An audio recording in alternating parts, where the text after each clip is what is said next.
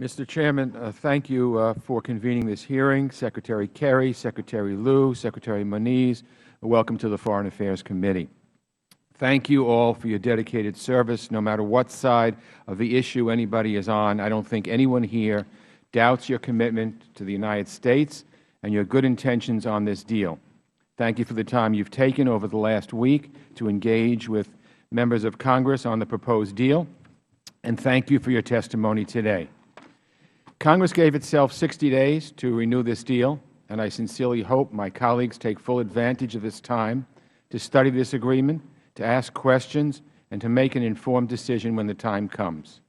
We've had many months and many hearings to discuss the different aspects of a nuclear agreement with Iran. But at this point, we are no longer dealing with hypotheticals.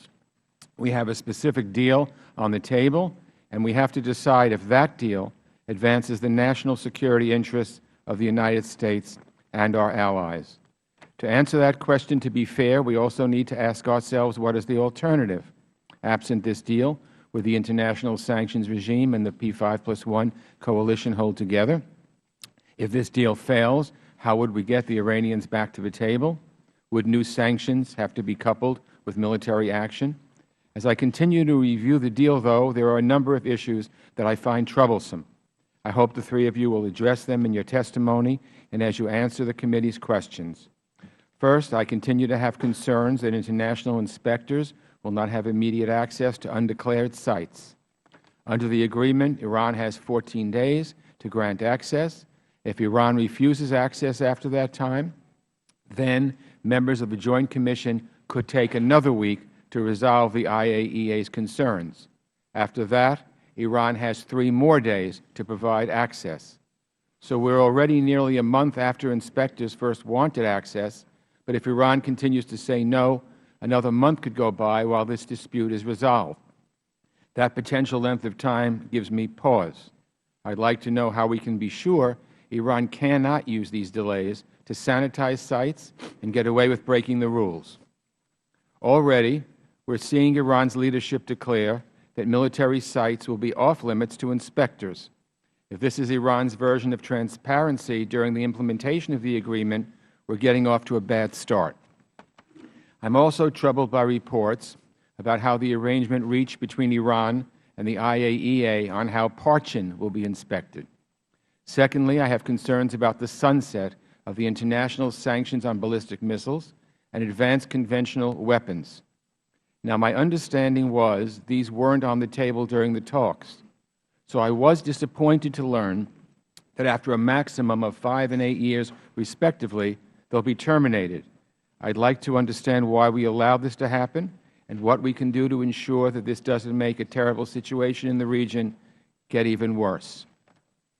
I am also concerned about what Iran's leaders will do when sanctions are phased out and new resources come flowing in. We are talking about tens of billions of dollars. Of course, I would like to see Iran's leaders use this money to help the Iranian people.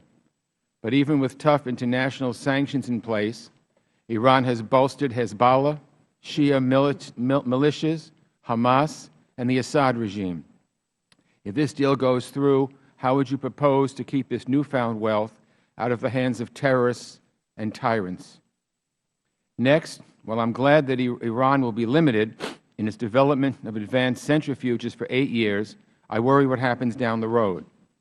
After the research and development ban expires, Iran could quickly move towards the next stage of its enrichment activities. I would like to know what other provisions in the deal, if any, will mitigate this risk. Finally, I have a fundamental concern that 15 years from now, Iran will essentially be off the hook. If they choose, Iran's leaders could produce weapons-grade, highly enriched uranium without any limitation. They could use advanced centrifuges to speed this progress even further. This amounts to Iran being a legitimized nuclear threshold state in the year 2030. My big question is this: what happens then? Are we back to square one? Is this deal just pushing the pause button for 15 years?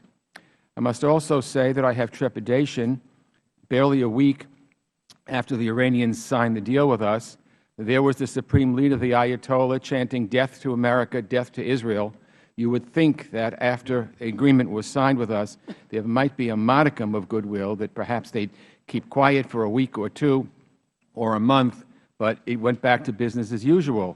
How can we trust Iran when this type of thing happens? It's very disconcerting. So I'm looking forward to hearing from our distinguished witnesses on these issues. Again, I thank you for your service and hard work, and I yield back to the Chairman. Thank you, Mr. Engel.